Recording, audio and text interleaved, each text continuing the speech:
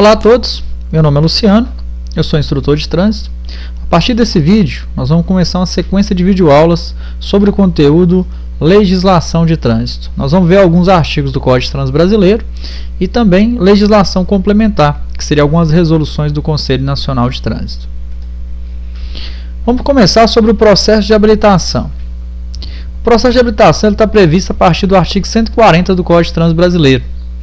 E ele fala para nós que o candidato, para a abertura do processo de habilitação, candidato que tenha interesse de se habilitar, para poder utilizar a via conduzindo veículos automotores, ele deve satisfazer alguns requisitos, A gente pode entender isso aí como pré-requisitos para se habilitar. E quais são os pré-requisitos para um candidato à habilitação? Ele deve ser penalmente imputável. O que é o ser penalmente imputável? Ele responde penalmente para os seus próprios atos. Não é o pai, não é a mãe que responde esse candidato. O Código de Trânsito Brasileiro, ele não faz a menção à idade, ele fala só penalmente imputável. A gente tem a ideia da questão da idade aí por causa da Constituição Federal. Então o artigo 228 da Constituição Federal fala que são penalmente inimputáveis os menores de 18 anos sujeitos à legislação especial. Então a Constituição, ela cita-se para a gente isso, mas o primeiro inciso do artigo 140 não faz menção à idade, mas a Constituição Federal, o Código Penal, sim fala. O que mais? Nós vamos ter aqui saber ler e escrever. O candidato tem que saber ler e escrever, ele não precisa comprovar nenhum tipo de escolaridade. Autodidata, aprendeu sozinho, nunca ter frequentado a escola, mas se sabe ler e escrever, ele pode se habilitar. Possui documento de identidade. Então o documento de identidade que a gente vai entender seria um documento que tenha foto e tenha assinatura e que seja reconhecido nacionalmente. Então qualquer documento pode ser considerado aí para abertura do processo de habilitação. Pode ser o RG, o registro geral, carteira de trabalho, passaporte e demais outros aí. Tem algumas até restrições em alguns estados, algumas portarias aí internas dos DETRANS dos estados, mas como a prova nossa é em nível nacional, então qualquer documento aí poderá ser considerado, desde que ele tenha assinatura e foto, para que você se habilite. E por último, nós temos aqui o cadastro de pessoa física, que é o CPF. O CPF, se a gente for no artigo 140 do Código de Trânsito Brasileiro, a gente não vê o CPF, a gente só vê o quê? O inciso 1, 2 e 3, que é o penalmente imputável, saber ler e escrever e possuir documento de identificação. O CPF ele foi acrescido, ele foi acrescentado aí através da resolução 168, a famosa 168 aí do processo de habilitação. Então ela foi acrescida, então através dessa resolução 168 a gente tem também a necessidade do CPF. Não precisa do cartão, é necessário que tenha o número, Só o número resolveria o problema aí. Então esses são os 4 pré-requisitos, vamos assimilar esses 4 pré-requisitos, destacando aí o ser penalmente imputável, que você responder penalmente seus próprios atos, não fala sobre idade. A gente tem essa ideia por causa da Constituição Federal, como eu já expliquei para vocês anteriormente. Então, esses são os 4 pré-requisitos para se habilitar. O processo de habilitação, ele tem a duração aí de 12 meses. Desde que eu dou entrada no processo de habilitação, eu peço ao órgão executivo de trânsito o processo de habilitação, requer esse processo, ele vai ter validade aí de 12 meses. Esses 12 meses vão contar a partir do momento que você é registrado ou então pré-registra aí junto ao órgão de trânsito. Então, exemplo, quando você for ir na autoescola, por exemplo, certamente vai ser preenchido o formulário, certamente pedindo documentação pessoal lá junto ao Centro de Formação de Condutores. Lembra que você pode fazer isso aí pela internet mesmo, você mesmo, sem necessidade de procurar um Centro de Formação de Condutores. E aí, quando você faz aquele registro, você faz um pré-registro aí junto ao órgão de trânsito, em que vai ser gerado um número, Esse número é chamado RENACH, que é o Registro Nacional de Carteira de Habilitação. Esse número vai acompanhar todo o processo de habilitação e depois, quando você se habilitar, ele vai vir na habilitação sua. Aqui a gente tem a assinatura e o número do RENASH, do número do registro seu junto ao órgão de trânsito. E nós temos também a BINCO. A BINCO é Base Índice Nacional de Condutores. A BINCO ela destina ao arquivamento dos dados do condutor durante toda a sua existência. A gente percebe que o registro nosso ele fica em nível nacional. E através dessa BINCO, né, ela fica registrando a vida nossa como condutor, as mudanças de categoria, adição de categoria, toda a nossa situação como condutor. Através do número do RENASH é possível ter acesso aí à BINCO. Então as fiscalizações ali, né?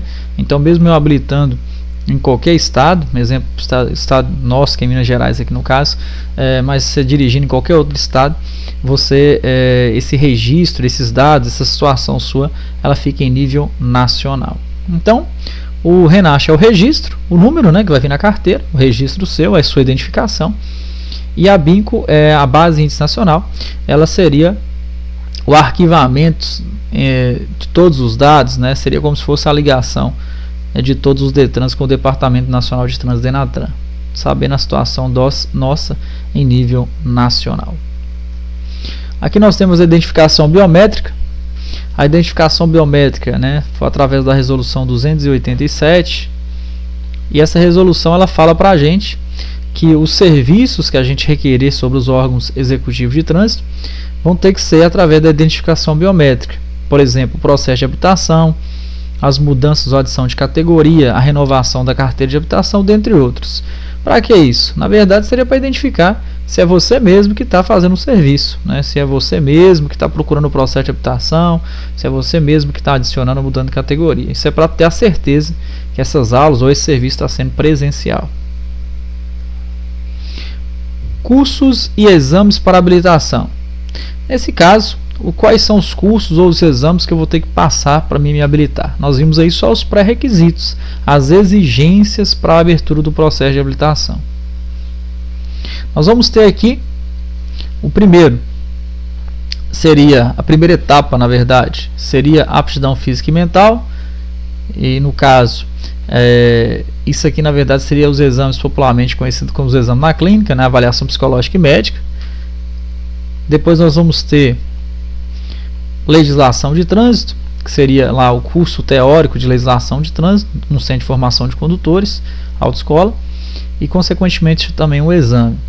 E por último, curso de direção veicular e consequentemente também um exame. São 3 etapas do processo de habilitação. Lembrando que cada etapa dessa eu tenho que passar.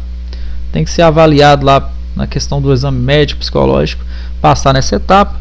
Segunda etapa, fazer um curso teórico e passar na prova teórica, que é um exame teórico, e fazer um curso prático e passar no exame prático também. Então nós temos 3 etapas aí de um processo de habilitação. Cursos. Primeiro a gente vai fazer, né? É claro que depois da clínica, né? Passou nos exames da clínica, a gente vai procurar um centro de formação de condutor para fazer um curso teórico técnico, que seria o conhecido como curso ali, o curso de legislação, popularmente conhecido. Para fazer ou para tirar a habilitação na categoria A ou categoria B, tem que passar por esse curso teórico. Lembrando que são as primeiras habilitações que a gente pode tirar, né? Uma delas, na verdade, seria A ou B ou A e B. Então, para o curso teórico na categoria A e B, nós vamos ter que fazer 18 horas aulas de legislação de trânsito. Nesse caso, essas aulas de legislação de trânsito seriam as leis e regras, né, que a gente tem que conhecer sobre o trânsito. Direção defensiva, né, conceitos aí sobre direção defensiva. A direção defensiva ela tem um caráter complementar à legislação de trânsito, né? Nós temos que conhecer as leis, mas também não seria suficiente. Temos que conhecer os conceitos aí, as técnicas utilizadas aí na direção defensiva. Tem que presenciar aí 16 horas aulas. Primeiros socorros ou noção sobre primeiros socorros, nós temos aí 4 horas aulas. Convívio social no trânsito e meio ambiente, nós temos que presenciar aí 4 horas aulas. E funcionamento de veículos de 2 ou 3 rodas, de 2 ou 4 rodas, o pessoal chama popularmente de mecânica, né? Seria aí 3 horas aulas.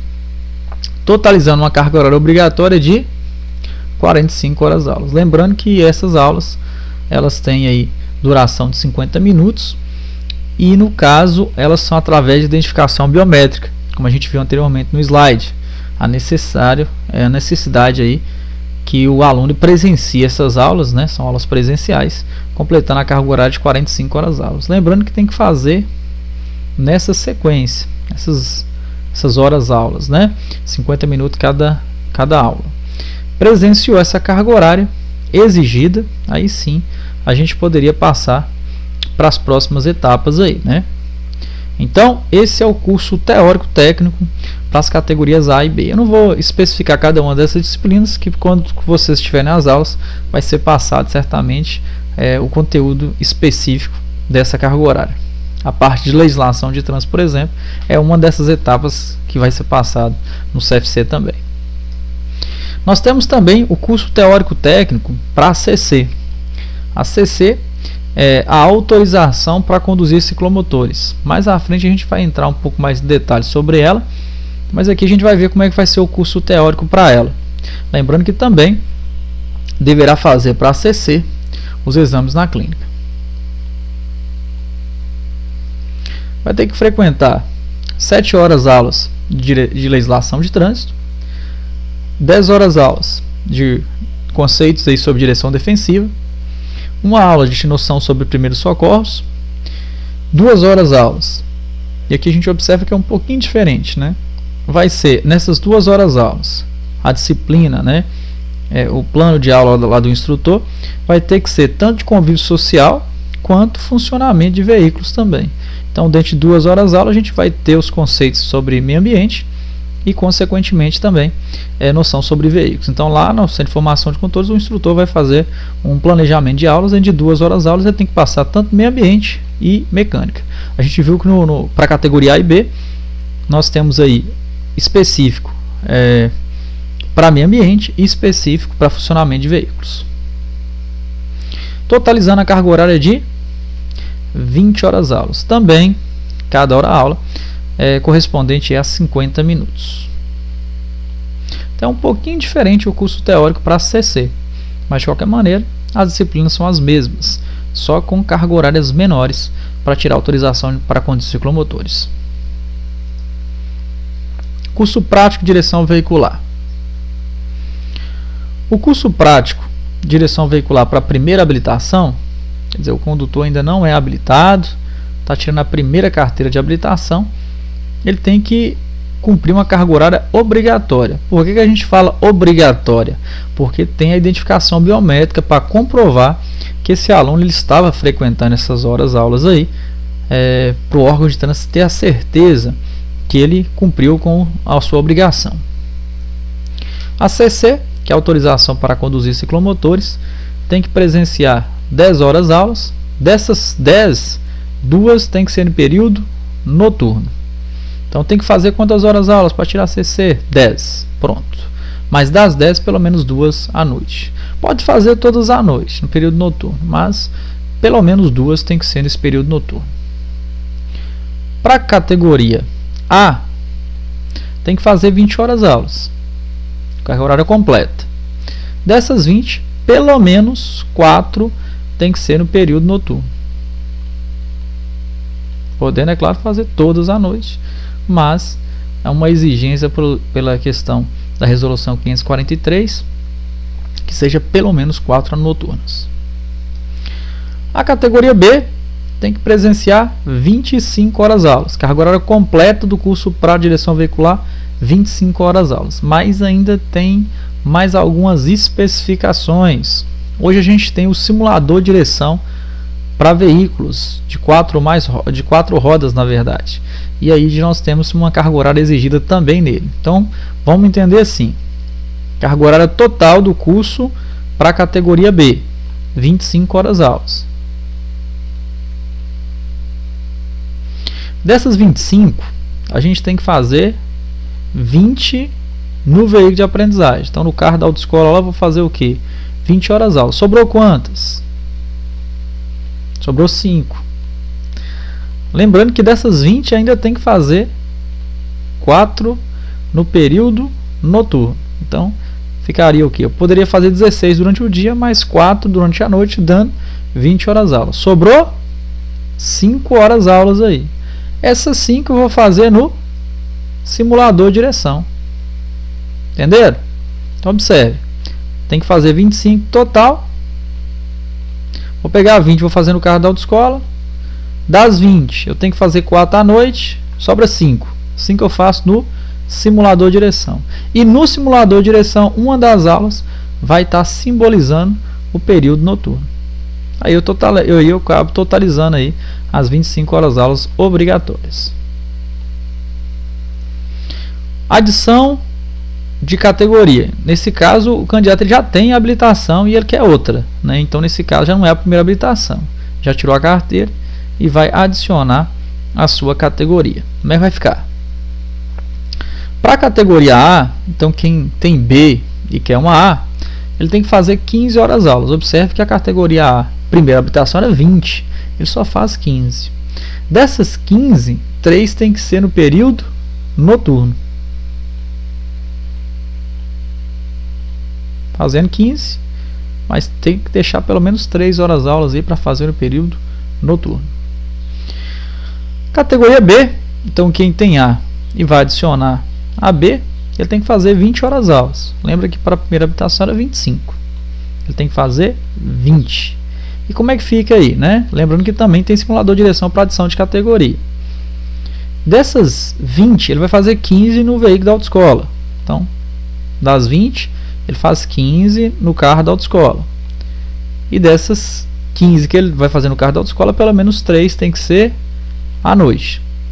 Sobra quantas? Sobra 5. As 5 ele faz no simulador de direção. E no simulador de direção, uma das aulas noturnas vai estar simbolizando aí o período noturno. Entenderam? De qualquer maneira, o simulador de direção ele exige pelo menos 5 horas aulas para que você se habilite. Então, precisa fazer 5 no simulador. Lembrando que pode fazer até 8 opcional, mas exigidos são 5. Aqui nós temos a comparação, né? Primeira habilitação e adição de categoria. Primeira habilitação eu faço 20 horas aulas. Adição eu faço 15. Primeira habilitação na categoria B, eu faço 25 horas aulas. Adição eu faço 20. E nós temos aqui uma exigência, né? Que 20% da carga horária cursada do curso de direção veicular deveria ser feita no período noturno. Por isso que a gente tem essas horas aulas aí, né? De 20 eu faço 4, de 15 eu faço 3, de 25 eu faço 5, de 20 eu faço 4. Lembrando que quando é na categoria B, uma do simulador vai simbolizar a aula noturna. Então, seria a porcentagem, né? De 25, 20%, 4, de 25 é 5, de 15 é 3, de 20 é 4. Essa é a porcentagem de 20% aí que a resolução 453, artigo 3º, exige do candidato.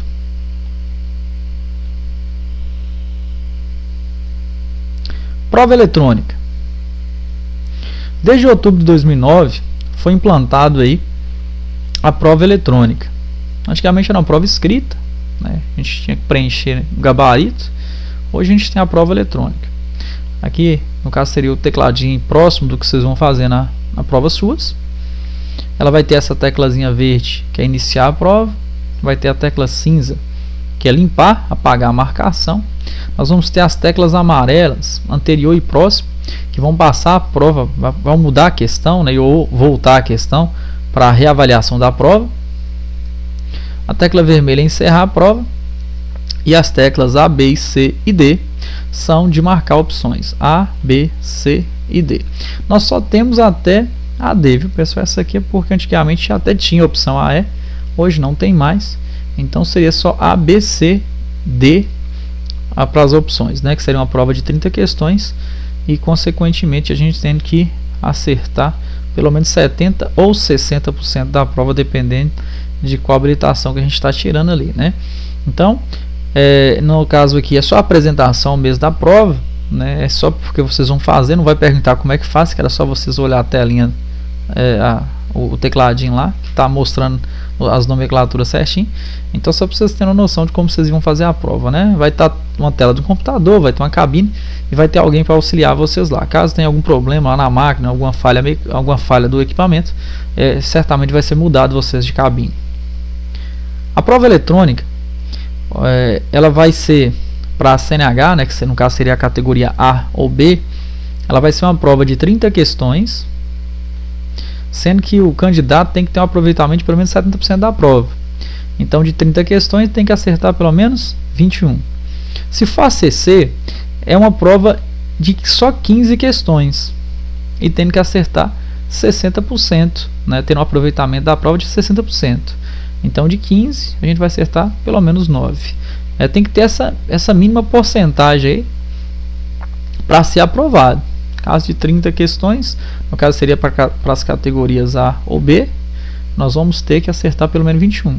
Para a prova da ACC, a autorização para conduzir ciclomotores, nós vamos ter que acertar 60%. Aí nós temos a resolução 168 e a 572 especificando para a gente essas regulamentações. Nós temos aqui a LADV, a licença de aprendizagem de direção veicular. Nós vamos finalizar o vídeo por aqui. Na próxima aula a gente dá continuidade vendo o que é a licença de aprendizagem, qual é o objetivo dela e como seria isso elaborado em uma questão para vocês em prova. Então, até a próxima videoaula.